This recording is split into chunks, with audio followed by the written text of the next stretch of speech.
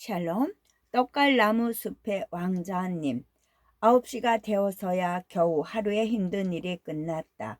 레나는 석공들이 묵는 숙소의 3층 다락방으로 올라갔다. 레나는 새벽부터 마룻바닥을 닦고 무거운 사기 그릇을 씻고 침대를 정리하고 엄청난 양의 장작과 물을 나르는 등 노예처럼 일했다. 거대한 들 기계가 삐걱거리고 커다란 돌덩어리들을 끄는 화물차가 왔다 갔다 하고 석공들의 우두머리인 십장이 고함을 치는 시끄러운 채석장의 소음도 그쳤다. 아래층에서는 석공 서너시 내기 장기를 두며 투덜거리고 있었다. 숙소 안에는 기름 냄새와 싸구려 커피 냄새가 안개처럼 깔려서 답답했다. 레나는 쓰다 남은 몽땅한 조에 불을 켜고 의자에 힘없이 앉았다. 11살이 레나는 여인되다 낯빛이 창백했다. 하루 종일 일하느라 팔다리가 쑤시고 아팠다. 하지만 몸보다는 마음이 더 아팠다. 레나가 제일 아끼는 그림 동화를 주인 아주머니에게 빼앗겨 버린 탓이다. 한여 주제의 밤에 책을 읽으면 낮에 조느라 일을 못하잖아. 이건 내가 갖고 있으마.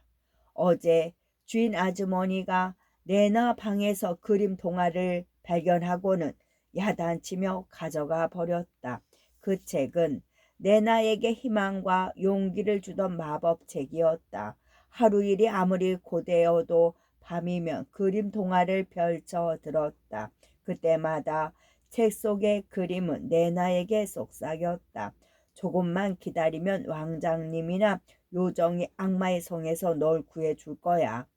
레나는 책 속에 나오는 길 잃은 아이, 불쌍한 바보 소녀, 새엄마에게 학대받는 의붓딸, 마귀 할머니의 오두막에 갇혀 꼼짝 못하는 어린 소녀 등을 볼 때면 석공들의 숙소에서 허리 한번 못 펴고 죽도록 일하는 자기를 보는 것 같았다.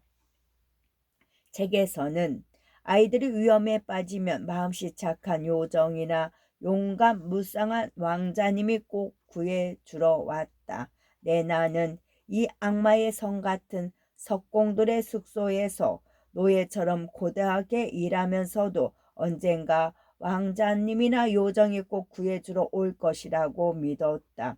그런데 이곳 생활에서 유일하게 마음을 위로해 주었던 그림 동화마저 빼앗겨 버렸으니 레나는 아무런 희망이 없었다.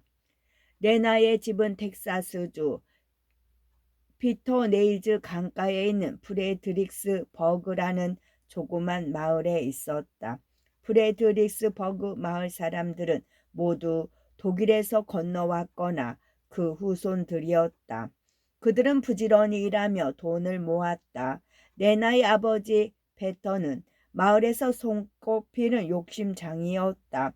베터는 이웃의 부자가 날마다 송아지 요리를 먹고 긴 장대 파이프를 피우는 걸 보고 질투가 났다. 그래서 부자가 되겠다는 야심을 품고 레나를 480km나 멀리 떨어진 채석장에 보냈다. 레터는 레나가 부엌 일을 도우며 버는 일주일치 급료를 꼬박꼬박 저축했다. 레나는 헌 상자 안에서 종이 한 장과 몽땅 연필을 꺼내 엄마에게 편지를 썼다. 보고 싶은 엄마에게 엄마 너무 보고 싶어요. 그레텔도 클라우스도 하인리도 아돌프도 모두 보고 싶어요. 엄마 나는 몹시 지쳤어요.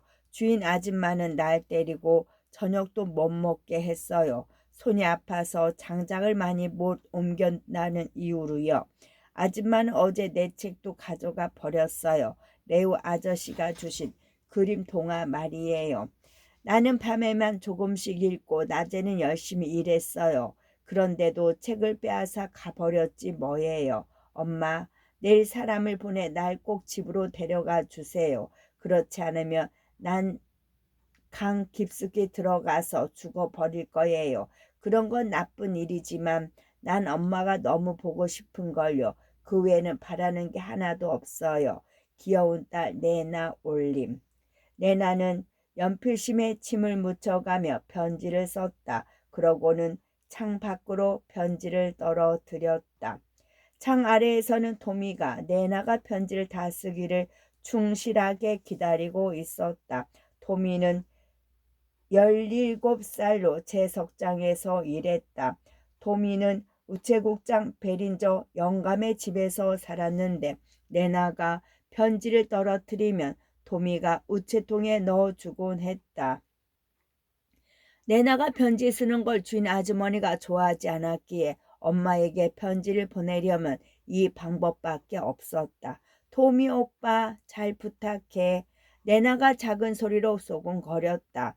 토미는 고개를 끄덕이고는 편지를 집어들고 험한 산허리를 기어 내려갔다. 내나는 촛불을 훅 불이 끈 다음 차가운 마룻바닥에 누워 몸을 웅크리고 잠을 정했다. 그날 밤 10시 30분에 베린저 영감은 문가에 기대서서 파이프를 피웠다. 프레드리스버그로 가는 우편 마차가 올 시간이었다.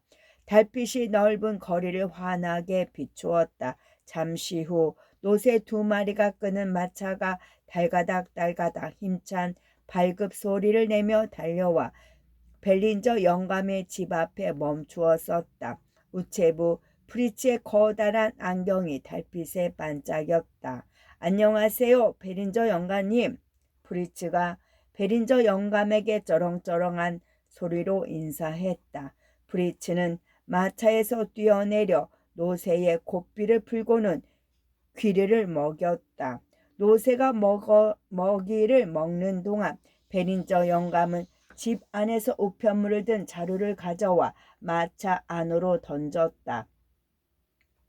프리츠는 언제나 세 가지만을 신경 쓰는 우체부였다. 첫째는 노새로. 노새는 일을 하는데 없어서는 안 되는 데다가 프리츠는 노새를 돌보는 게 정말 좋았다. 그리고 두 번째는 독일 황제, 세 번째는 내나였다. 베린저 영감님, 채석장의 꼬마 아가씨 내나가 엄마에게 보내는 편지가 우편물 자루에 들어있나요? 저번에 몸이 아프다는 편지가 왔대요. 그래서 그의 엄마가 걱정하면서 내나의 편지를 손꼽아 기다리고 있답니다. 있지. 베린저 영감이 말했다. 힐데스 부인한테 가는 편지가 한 통 있어. 토미가 가져온 거지. 근데 그 여자애가 채석장에서 일하고 있나? 석공들 숙소에서 일하고 있어요. 프리치가 고삐를 말아주면서 대답했다. 이제 11살인데 비엔나 소시지보다도 작답니다. 그의 아버진 머리통을 한 대 때려주고 싶을 만큼 욕심쟁이에요. 이번 편지에는 아마 몸이 좀 나아졌다고 쓰여 있을 테죠. 힐데스 부인도 그 얘기를 들으면 무척 기뻐할 겁니다. 그럼 안녕히 계세요, 베린저 영감님. 또 보세나 프리츠. 몸집이 작은 검은 노새들이 길을 달렸다. 프리츠는 이따금 잘했어, 옳지, 착하구나 하며 큰 소리로 노새들을 격려했다. 어느새 우편 마차는 벨린저 영감의 집에서 13km쯤 떨어져 있는 커다란 떡갈나무 숲에 이르렀다. 그런데 갑자기 요란스러운 권총 소리와 커다란 함성이 들리더니 말을 탄 괴한들이 우편 마차를 둘러쌌다. 꼼짝 마! 악당 하나가 마차 앞을 막아서더니 권총을 들이대며 외쳤다. 다른 놈들은 노새의 고삐를 잡았다. 당신들 뭐야? 내 노새를 건드리지 마. 이 마차는 미 합중국의 우편 마차라고. 멍청이. 우리가 강도란 걸 모르나? 차 어서 마차에서 내리라고. 이 악당들은 빌이 이끄는 패거리였다. 빌 일당은 떡갈나무 숲에서 남동쪽으로 30km 떨어진 곳에서 이미 급행 열차와 우편 열차를 털어서 지폐와 은화를 한몫 단단히 챙겨 멕시코로 도망치는 중이었다. 기차에서 빼앗은 물건들로 빌 일당은 기분이 무척 좋았다. 그래서 프리츠의 우편마차를 무작정 덮치지는 않고 강도치곤 제법 점잖게 굴었다. 하지만 프리츠는 너무 무서워서 몸이 부들부들 떨렸다. 프리츠는 악당들이 시키는 대로 길바닥으로 뛰어내렸다. 녀석들은 고래고래 소리를 지르면서 노래를 불렀다. 그중 방울뱀이란 강도가 갑자기 노새의 고삐를 확 끌어당겼다. 그러자 노새가 몸을 기우뚱하더니 아픈 듯 크게 힝 울었다. 프리츠는 화가 났다. 사랑스런 내 노새를 아프게 하다니. 프리츠는 눈에 불을 켜고 커다란 체구의 악당에게 덤벼들어 주먹을 휘둘렀다. 이 나쁜 놈아, 감히 내 노새를 건드려? 노새가 입이 아파서 괴로워하잖아. 이놈의 모가지를 댕강 잘라버릴 테다. 방울뱀은 큰 소리로 웃었지만 머리를 움찔했다. 이봐, 이 소시지 같이 조그만 녀석 좀 쫓아버려. 그러자 패거리 중 하나가 프리츠의 옷자락을 잡아 당겼다. 방울뱀은 싱글싱글 웃고는 외쳤다. 이놈은 독일놈 치고는 제법 깡다귀가 있는걸. 이렇게 노새를 감싸는 걸 보니 난 자기 노새를 귀여워하는 놈을 보면 기분이 좋단 말이야. 좋아, 알았다고. 노새야, 앞으로 네 주둥이를 아프게 하지 않으마. 그때 부도목 무디가 키가 장대만한 빌에게 말했다. 두목, 내가 프리디스버그 근처에서 독일놈들하고 말장사를 해봐서 아는데 그놈들은 돈을 은행에 안 넣고 우편으로 보내는 멍청한 짓을 한다니까. 빌은 무디의 말이 끝나기도 전에 날카로운 칼을 우편 자루에 찔러 넣었다. 찍! 자루가 찢어지며 편지들이 쏟아져 나왔다. 강도들이 자루 주위로 우르르 몰려들어 편지와 소프를 듣기 시작했다. 하지만 돈은 단 1달러도 나오지 않았다. 니놈은 이런 휴지 쪼가리 같은 것만 장뜩 쑤셔 넣어가지고 다니는 게 부끄럽지도 않냐? 도대체 독일놈들은 어디에 돈을 숨겨두는 거냐? 베린저 영감이 건네준 우편물 자루도 빌의 칼에 배가 갈렸다. 안에는 우편물이 한 주먹 정도밖에 들어있지 않았다. 강도들이 그 우편물까지 뜯자 베르치는 레나의 편지가 결정되었다. 제발 힐데스 부인에게 가는 편지만큼은 뜯지 마십시오. 프리츠가 애원했다. 오, 고맙다. 우리가 찾고 있는 게 그거야. 그래. 그 편지에 보물이 들어있단 말이지. 자, 불을 켜라. 어떤 보물이 들어있는지 보자꾸나. 빌은 레나의 편지를 찾아 봉투를 뜯었다. 그러자 강도들이 주위를 둘러싸고 꾸불꾸불 이어진 글자 하나하나를 불로 비추었다. 빌은 평범하기 짝이 없는 종이를 불만스럽게 쳐다보았다. 니놈, 죽고 싶어 작정을 했구나. 니놈이 우리를 골탕 먹였단 말이지. 이 독일놈아, 이게 뭐가 소중한 편지란 말이냐. 이건 중국 글씨인 것 같은데. 샌디라는 악당이 두목의 어깨 너머로 편지를 들여다보며 말했다. 바보 같은 소리. 이건 속기야. 법정에서 누가 이런 글씨를 쓰는 걸 봤어. 억세 보이는 얼굴을 마스크로 가린 젊은 악당이 말했다. 아니요, 아니에요. 그건 독일 말이랍니다. 그 편지는 조그만 여자애가 엄마한테 쓴 거예요. 어린 나이에 집을 떠나와서 아픈 몸으로 일하고 있는 아주 불쌍한 소녀죠. 그런 소녀의 편지를 엄마로 만들다니 당신들은 부끄럽지도 않나요? 그러니 친절한 강도 양반, 그 편지만은 꼭 돌려주세요. 아니, 이놈이 우리를 뭘로 보는 거야? 빌이 버럭 화를 내며 말했다. 우리는 마음씨가 부드러운 신사들이란 말이야. 설마 우리에게 이 소녀의 건강을 염려하는 친절한 마음이 없다고 생각하는 건 아니겠지. 자, 이리 와서 자비심 넘치는 신사님들에게 이 꼬부랑 글씨들을 알기 쉬운 미국말로 읽어봐. 빌은 권총을 빙글빙글 돌리면서 말했다. 엄마, 너무 보고 싶어요.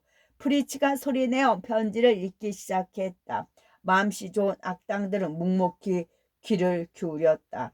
내일 사람을 보내 날 꼭 집으로 데려가 주세요. 그렇지 않으면 난 강 깊숙이 들어가서 프리츠가 편지를 다 읽자 얌전히 듣고 있던 강도들이 웅성거렸다.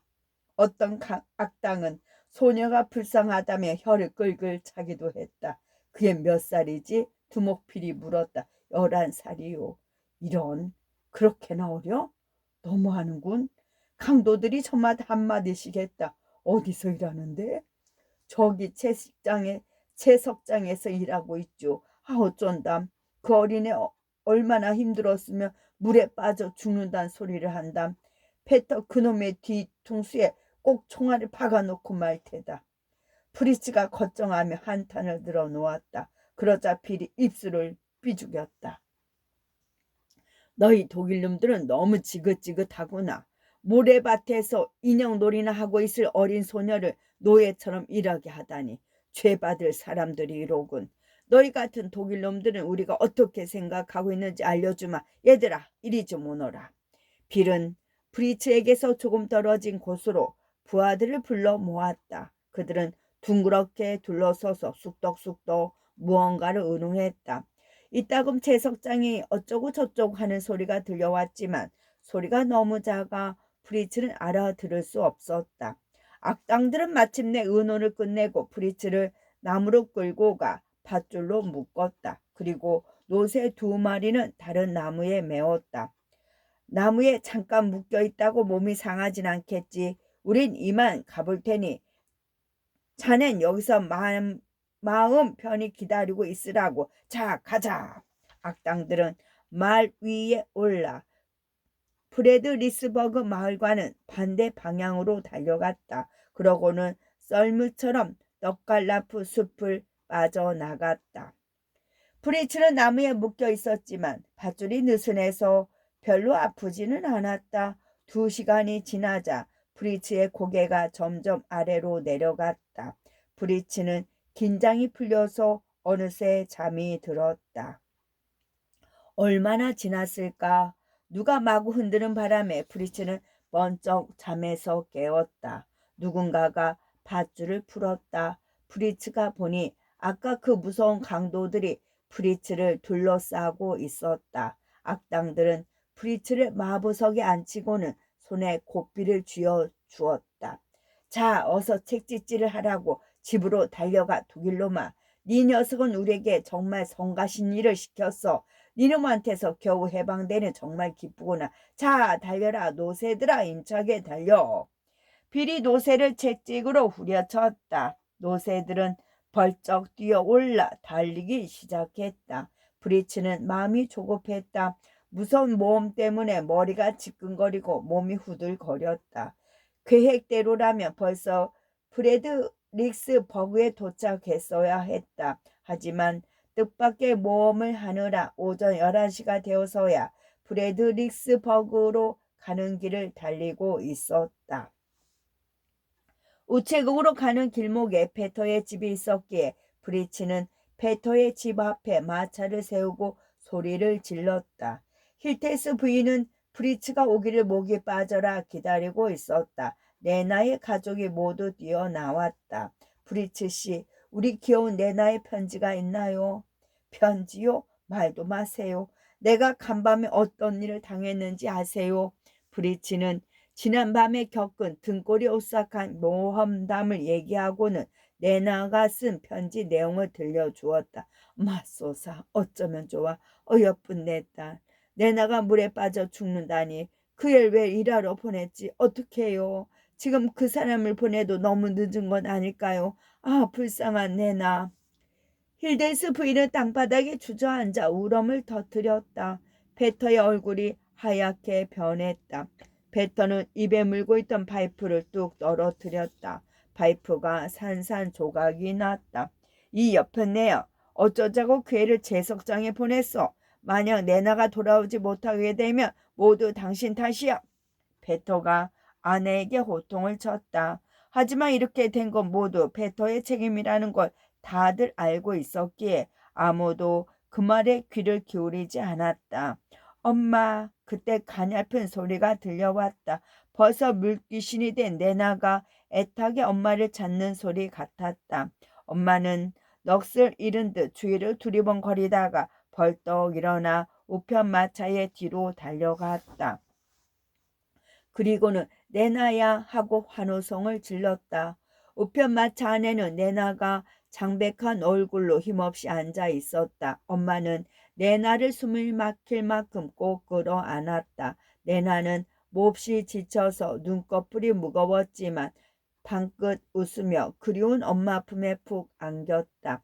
그동안 내나는 우편 자루 사이에 담요와 깃 이불로 만든 아늑한 공간에서 깊이 잠들어 있었다. 그러다 시끌시끌한 사람들 목소리에 잠에서 깨었던 것이다. 아니 도대체 이게 무슨 일이야 내나야. 또 어떻게 이 마차에 탔니? 프리츠는 깜짝 놀라 내나를 뚫어지게 쳐다보았다. 프리츠 씨 고마워요. 우리 딸을 데려다 주셨군요. 정말 감사합니다. 힐데스 부인이 프리츠에게 인사하고는 딸에게 말했다. 내나야, 대체 어떻게 프리츠 씨의 마차에 올라타게 되었니? 엄마에게 말해보렴. 모르겠어요. 하지만 어떻게 숙소에서 빠져나왔는지는 알고 있어요. 엄마, 바로 왕자님이 날 구해주었어요. 난 전부터 알고 있었어요. 언젠가 왕자님이 와서 날 구해줄 것을요. 레나가 눈을 반짝이며 말했다. 어젯밤에 왕자님이 기사들을 많이 데리고 와서 악마의 성을 빼앗았어요. 기사들은 문을 걷어차고 들어와서 그릇을 집어 던져 부수고 주인 아저씨를 빗물통에 넣고 주인 아줌마를 밀가루 범벅으로 만들었어요. 기사들이 총을 탕탕 쏘니까 일꾼들은 정신없이 숲으로 달아나 버렸죠. 기사들이 깨워서 나는 층계 밑을 살며시 내려다 보았죠. 그때 왕자님이 올라와서 나를 번쩍 들어 올렸어요. 왕자님은 키가 엄청 크고 힘도 장사 같았어요. 아주 친절하고 말씨도 부드러웠죠. 왕자님이 나를 편안하게 안아주어서 나는 깜빡 잠이 들어버렸지 뭐예요. 그리고 깨어보니 집인 거예요. 바보 같은 소리, 꼭 동화 같은 소리로구나. 내 나이 어떻게 채석장에서 내 밭차까지 왔느냐 말이다. 프리츠가 소리쳤다. 왕자님이 데려다 주셨다니까요. 내 나는 틀림없다는 듯이 빵긋 웃으며 말했다. 하지만 프레스리스버그 마을 사람들에게는 숲속 왕자님이 집까지 데려다 줬다는 내나의 말이 마치 동화처럼 들려서 도무지 믿을 수 없었다. 끝.